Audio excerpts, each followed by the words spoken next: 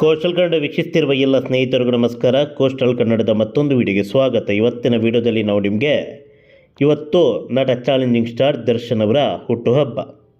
ದರ್ಶನ್ ಅವರು ನಮ್ಮ ಜೊತೆಗೆ ಇಲ್ಲ, ಅವರು ಜೈಲಿನಲ್ಲಿದ್ದಾರೆ. ಆದರೂ ಕೂಡ ದರ್ಶನ್ ಅವರ ಅಭಿಮಾನಿಗಳು ನೋವಿನಲ್ಲಿ ಇದ್ದರೂ ಕೂಡ ಸಂಭ್ರಮಾಚರಣೆಯಲ್ಲಿ ಪಾಲ್ಗೊಂಡಿದ್ದಾರೆ.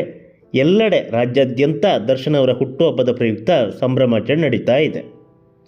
ಹೀಗಿರಬೇಕಾದ್ರೆ ಈಗಾಗಲೇ ನೀವು ದೃಶ್ಯಾವಳಿಯಲ್ಲಿ ನೋಡ್ತಾ ಇರೋದು ರಾಜಧಾನಿ ಬೆಂಗಳೂರಿನ ಟಿ ದಾಸರಹಳ್ಳಿಯ ದರ್ಶನ್ ಅವರ ಅಭಿಮಾನಿಗಳು ಆಚರಿಸಿದಂಥ ಸಂಭ್ರಮಾಚರಣೆ.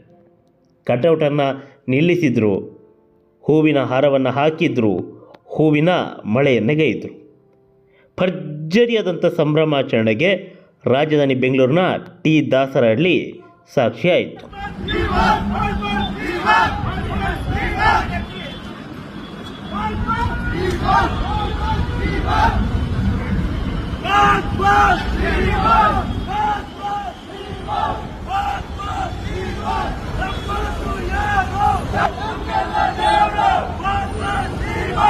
ಇದು ಕೇವಲ ಜಸ್ಟ್ ಎಕ್ಸಾಂಪಲ್ ಅಷ್ಟೇ.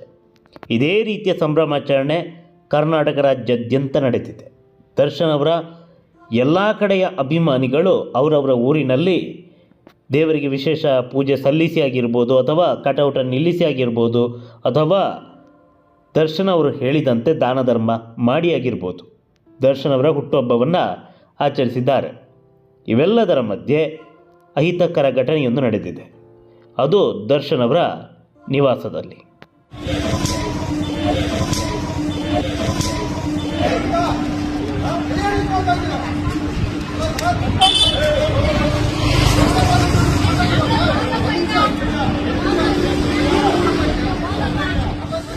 ವಿಷಯ ಇಷ್ಟೇ, ದರ್ಶನ್ ಅವರ ಹುಟ್ಟುಹಬ್ಬದ ಪ್ರಯುಕ್ತ ದರ್ಶನ್ ಅವರ ಅಭಿಮಾನಿಯೊಬ್ಬರು ದರ್ಶನ್ ಅವರ ನಿವಾಸಕ್ಕೆ ಬಂದಿದ್ದರು.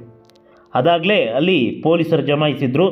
ದರ್ಶನ್ ಅವರ ಮನೆಯ ಪಕ್ಕಕ್ಕೆ ಯಾರು ಕೂಡ ಹೋಗಬಾರ್ದು, ಅಭಿಮಾನಿಗಳನ್ನು ತಡೆ ಹಿಡಿಬೇಕು ಅಂತ ಪೊಲೀಸರಲ್ಲಿ ನಾಕಾಬಂದಿಯನ್ನು ಹಾಕಿದ್ರು.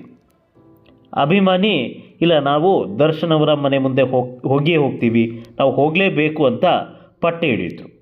ಇದರಿಂದ ಒಂದಿಷ್ಟು ಅವರ ಮಧ್ಯೆ ಮಾತಿನ ಚಕಮಕಿ ನಡೆಯಿತು. ಇದರಿಂದ ಕೋಪಗೊಂಡಂತಹ ಪೊಲೀಸರು ಆತನ ಕೆನ್ನೆಗೆ ಬಾರಿಸಿದರು. ಇದು ಇಲ್ಲಿ ನಡೆದಂತಹ ಘಟನೆ.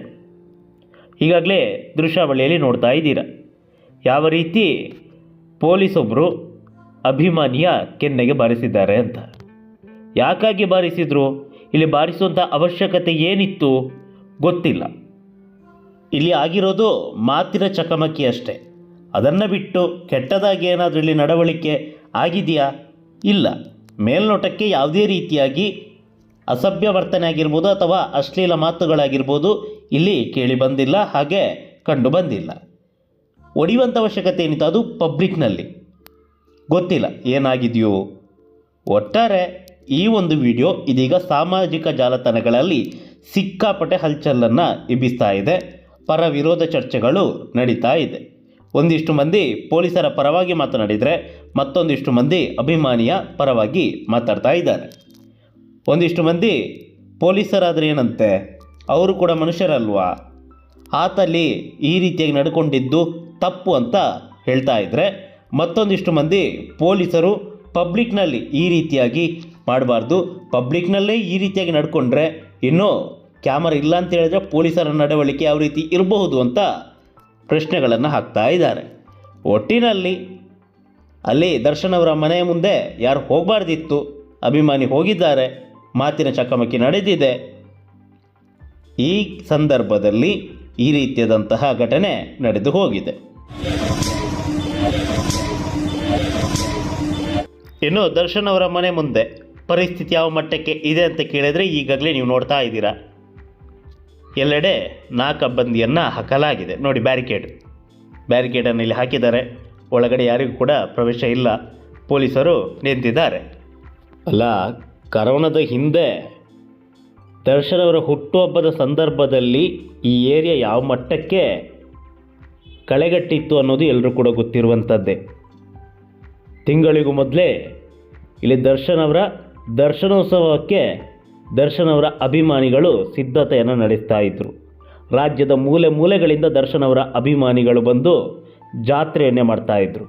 ದರ್ಶನ್ ಅವರು ಪ್ರತಿ ಅಭಿಮಾನಿಗಳ ಜೊತೆಗೆ ನಿಂತು ಸೆಲ್ಫಿಯನ್ನು ಕೊಡ್ತಾಯಿದ್ರು. ಇವೆಲ್ಲ ಪ್ರಸ್ತುತ ನೆನಪಷ್ಟೇ. ಇವಾಗ ಅವರ ಮನೆಗೆ ಹೋಗಲಿಕ್ಕೆ ಯಾರನ್ನು ಪೊಲೀಸರು ಬಿಡ್ತಾ ಇಲ್ಲ. ಹೋಗಲೇಬೇಕು ಅಂತಿದ್ದವರಿಗೆ ಕಪಾಳ ಮೋಕ್ಷ. ಮುಂದಿನ ವರ್ಷ ಆದರೂ ಇಲ್ಲಿ ದರ್ಶನೋತ್ಸವ ಆಗುತ್ತಾ ಕಾದು ನೋಡಬೇಕು. ಒಟ್ಟಾರೆಯಾಗಿ ದರ್ಶನ್ ಅವರಿಗೆ ಹುಟ್ಟುಹಬ್ಬದ ಆರ್ಥಿಕ ಶುಭಾಶಯಗಳು. ನಮಸ್ಕಾರ.